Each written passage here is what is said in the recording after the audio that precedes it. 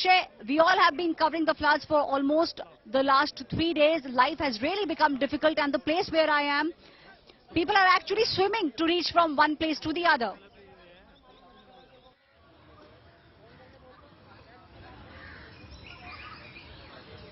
The water level is so high that you cannot actually walk.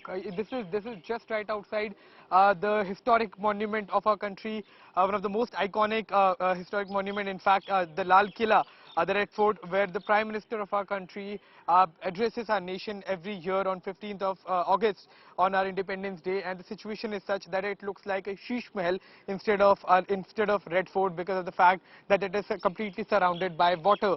And this is not rainwater. This is water that is coming from Yamuna, because it hasn't rained in the past 3 days. That has slightly given some sort of respite to the people of the national capital, because if it starts raining, and it certainly looks like that it is about to begin in the national capital, it is going to be extremely difficult for the government to actually keep the city functional, because the city has been cut in several parts because of rainwater getting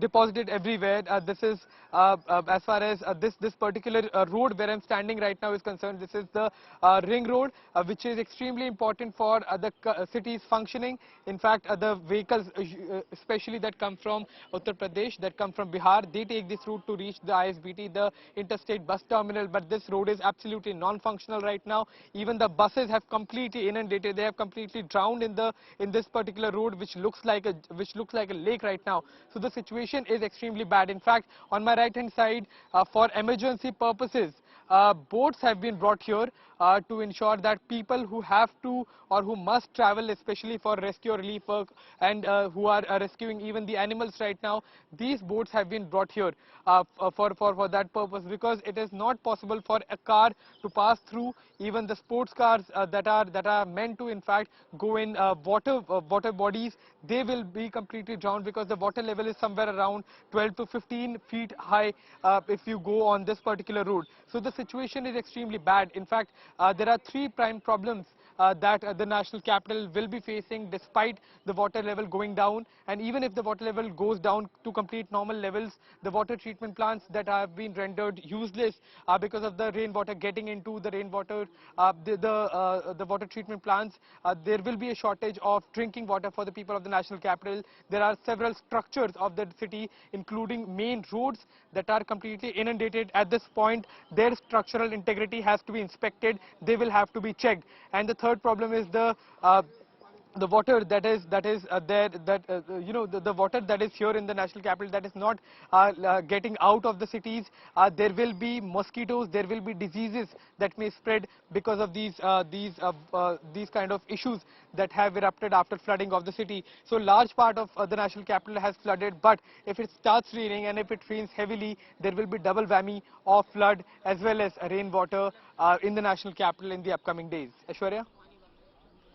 Okay, Akshay, Aishwarya, just stay on with me. I just want to tell our viewers about what you're seeing on the extreme right of your screens.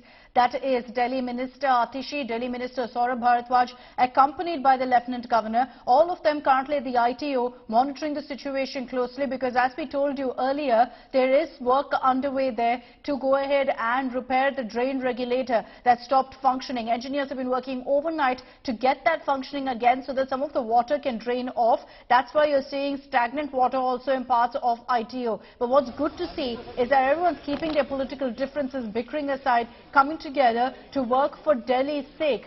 Questions, of course, will be asked of why this wasn't done earlier. Why is it that 4 days ago, when there was a clear warning that Yamuna would reach the danger mark and advisories were issued to citizens, why wasn't all of this checked to ensure that what we're seeing right now in ITO doesn't happen, and the water could have drained off, which means while you would have seen some water stagnate yesterday, today things would have been relatively drier. There would have been at least some semblance of normalcy returning to parts of the national capital, which unfortunately hasn't happened just yet.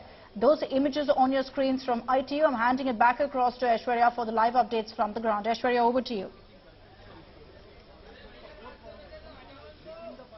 Well, Akshita, you know, the place where I am has been completely inundated.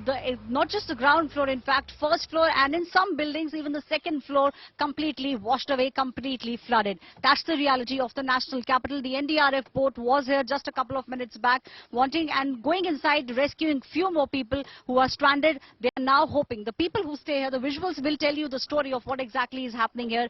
People are now just waiting and hoping for the water to recede.